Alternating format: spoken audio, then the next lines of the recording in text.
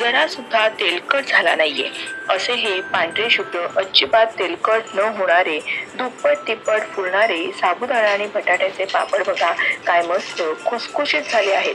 आपण जे प्रमाण पाळणार आहोत त्यामुळे हे पापड अजिबात तेलकट न होता छान असे खुसखुशीत होतात बरं. अजिबात लालसर होऊ नये यासाठी आपण अचूक प्रमाण व पद्धत पाळणार आहोत की ज्यामुळे तुमचे पापड एक काय 100 किलोचे केले तरी सुद्धा इतके छान तयार होतील. एक चांगली खोल आणि जाड तळाची कढई घ्यायची आहे आणि त्यामध्ये बरोबर 300 ग्रॅम इतका साबुदाणा आपल्याला घालायचा आहे. हा आपला नेहमीचा जो साबुदाणा आहे तोच घेतलेला आहे. आता या साबुदाण्याला साधारण 2 ते 3 टेबलस्पून पाणी लावायचं आहे. हे असं पाणी सगळं या साबुदाण्याला चोळून घ्यायचं आहे. अजून मी गॅस चालू केला नाहीये. कढईमध्ये घालून हे सगळं असं साबुदाण्याला पाणी छान असं चोळून घ्यायचं. 2-3 चमचे पाणी पुरेसं होतं.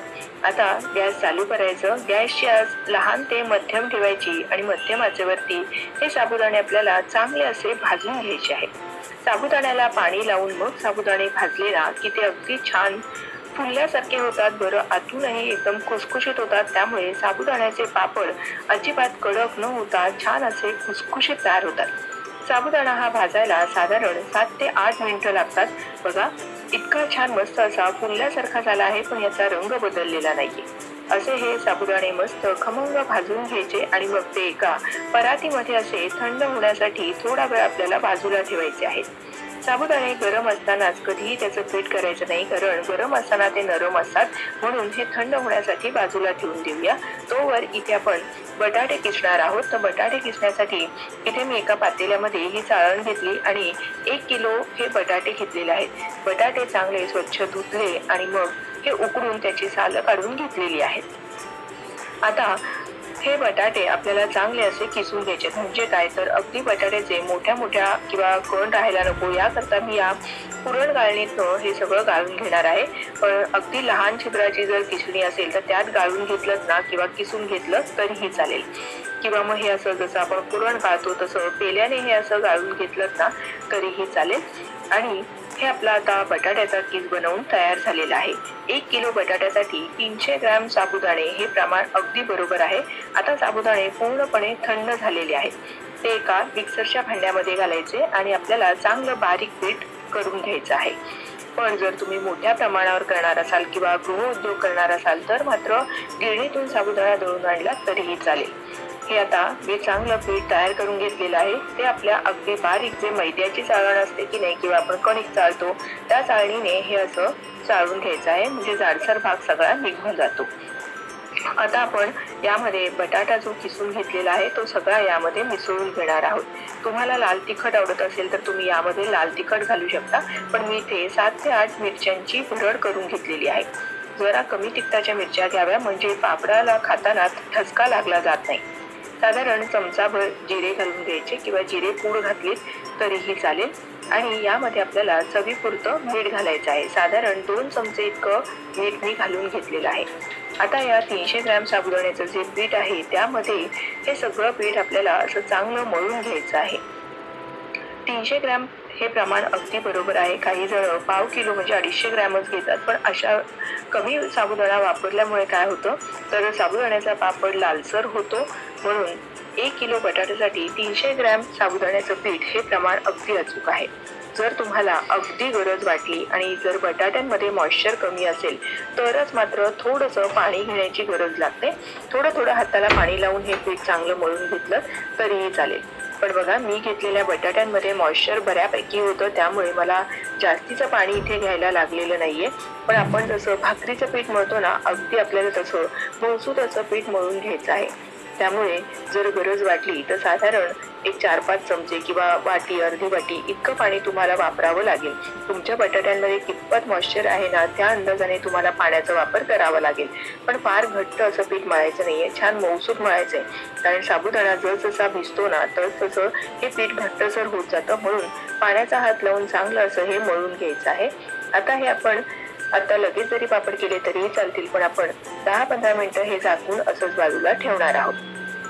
10 ते 15 मिनिटानंतर हे साबुदाण्याचं जे पीठ आहे ते बटाट्यांमध्ये छान फुललं जातं आणि मग त्यानंतर हाताला किंचित तूप लावून घेतलेलं आहे. आपण हे उपवासाचे पापड करतो ना, त्यामुळे मी तेलाचा वापर केला नाहीये, तर तूप लावून हे असे गोळे तयार करून घ्यायचे. एकदा आपले हे सगळे गोळे असे तयार असले ना की पापड आपले अगदी भराभर होतात आणि हे गोळे एकदा का तयार करून झाले की मग एखाद्या डब्यामध्ये किंवा एखाद्या पॉलिथिनच्या पिशवीमध्ये भरून ठेवले तरीही चालेल. आता सगळे मी गोळे तयार करून घेतले. त्यानंतर पापड लाटायला घेणार आहे. मी पापड लाटायच्या 3 पद्धती दाखवणार आहे. त्यासाठी एक प्लास्टिक शीटला किंचित तूप लावून घेतलं. सारखं तूप लावण्याची सुद्धा गरज नाही बरं का, फक्त एकदाच आपल्याला हे तूप लावून घ्यायचं आहे. फार तुपाचा तेलाचा वापर वाळवणीच्या पदार्थांमध्ये करायचा नाही. एक लाटी घेतली हातावर, किंचित अशी चांगली चोळून घेतली म्हणजे छान मऊसूत होते आणि मग त्यानंतर यावर दुसरी पॉलिथिनची पिशवी ठेवली आणि एखादी अशी प्लेट घ्यायची आणि त्याच्याने चांगलं असं आपल्याला दाबून घ्यायचं आहे. हे बघा, लगेच आपला हा पापड बनवून तयार झाला आहे. अगदी सोपा आहे. फक्त हे पीठ ना अगदी 10 मिनिटं ठेवल्यानंतर जर घट्टसर झालं असेल तर मात्र पुन्हा पाण्याचा हात लावून मळून घेतलं तरीही चालेल. फक्त मऊसूत पीठ करायचं की जेणेकरून भरभर आपले पापड तयार होतात. दुसऱ्या पद्धतीमध्ये पुन्हा आपण या प्लास्टिक शीट अशी खाली एक वर ठेवायची आणि मग या पद्धतीने लाटून सुद्धा घेऊ शकता. जर तुम्हाला प्लेटने दाबून करायचं नसेल तर या पद्धतीने लाटून केलं तर हवा तितका पातळ आपल्याला पापड करता येतो. पण हा पापड खूप जास्त पातळ किंवा खूप जास्त जाड ठेवू नये, मध्यम आकाराचे करून घ्यायचे. बघा, हे असे चांगले मी पातळ पापड तयार करून घेतले. आणि आता तिसरी पद्धत म्हणजे ज्यांच्याकडे हे पुरी प्रेस किंवा हे पापडाचं जर मशीन असेल तर त्यामध्ये केलं तरीही चालेल. पुन्हा पॉलिथिनची शीट घेतली, त्यावर दुसरी पॉलिथिनची शीट ठेवायची. फक्त एकच काळजी घ्यायची आहे की आपल्याला पीठ अगदी मऊसूत ठेवायचं आहे. त्यामुळे भरकन पापड छान असा पसरला जातो आणि छान हवा तेवढा पातळ आपल्याला करता येतो. भरपूर असे मी पापड तयार करून घेतले. त्यानंतर एक कॉटनचे कापड घातलं, त्यावर पॉलिथिनची पिशवी अंथरलेली आहे आणि त्यावर हे सगळे पापड आपल्याला असे वाळत घालून घ्यायचे आहेत. एका वेळी भरपूर पापड तयार करून घ्यायचे आणि त्यानंतर एकदाच हे असे वाळत घालून घेतलेत ना तरीही चालेल. बघा, भराभर हे पापड बनवून होतात. अगदी 1 तासामध्ये सुद्धा 1 किलोचे पापड आपले अगदी आरामात तयार होतात. जरी तुम्ही पुरी प्रेसने करा किंवा लाटून करा तरी सुद्धा भराभर हे पापड बनवून तयार होतात. मी हे आजच्या दिवस घरामध्येच वाळवून घेणार आहे आणि दुसऱ्या दिवशी हे आपल्याला जर ऊन असेल तर उन्हामध्ये वाळून घ्यायचे आहेत. हलकेसे अर्धी बाजू वाळली गेली की मग हे पापड उलटवून घ्यायचे आणि फॅनच्या हवेमध्ये सुद्धा अगदी आरामात वाळतात. मी घरामध्येच हे 2 दिवस पापड वाळून घेतले. जर तुमच्याकडे ऊन येत असेल तर उन्हात वाळवा, पण ऊन येत नसेल तर घरामध्ये 2 ते 3 दिवस हे आपल्याला असेच वाळवून घ्यायचे आहेत. अगदी छान बघा, आपले पांढरे शुभ्र आणि पातळ असे पापड बनवून तयार झालेले आहेत. हे पापड तयार करताना आपण जरा सुद्धा तेलाचा वापर केला नाही, त्यामुळे वर्षभर अगदी आरामात टिकतात किंवा याला जरा सुद्धा वास येत नाही. हे पापड जर भरून ठेवायचे असेल तर एखादी मोठी पॉलिथिनची पिशवी घ्यायची, त्यामध्ये हे सगळे पापड भरून ठेवायचे, पिशवीला गाठ मारायची आणि मग पिशवी ही डब्यामध्ये भरून ठेवायची, म्हणजे वर्षभर अगदी आरामात टिकतात. पण एक मात्र नक्की काळजी घ्या, जर ऊन असेल तर उन्हामध्ये 1 दिवस तरी कडकडीत हे वाळून घ्यायचे आणि मग डब्यामध्ये भरून ठेवायचे. आता आपण पापड तळून पाहतोय. तळण्यासाठी तेल चांगलं गरम करून घेतलेलं आहे. फार कडकडीत नाही किंवा फार अगदी कोमट असं नाही, तर चांगलं गरम असं तेल झालं की मग पापड घालायचा. बघा, काय मस्त पांढरा शुभ्र असा आपला हा पापड तयार झाला आहे. जर अगदीच तेल कोमट असेल ना तर मात्र हा पापड इतका चांगला फुलला जात नाही. त्यामुळे बऱ्यापैकी गरम तेल असेल की मगच पापड तळायला घालायचा.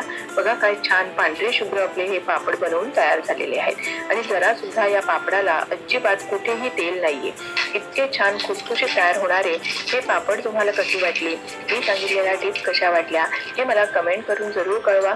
या उन्हाळ्यामध्ये हे पापड जरूर बनवा, कारण याला जरा सुद्धा उन्हाची गरज लागत नाही. घरच्या पंख्याच्या हवेमध्येच हे पापड अगदी आरामात वाळतात आणि वर्षभर टिकतात सुद्धा. तुम्हाला ही आजची रेसिपी आवडली असेल तर एक लाईक करा, तुमच्या मैत्रिणींना नातेवाईकांना जास्तीत जास्त शेअर करा. पुन्हा लवकरच भेटूया छानशा रेसिपीसह. धन्यवाद.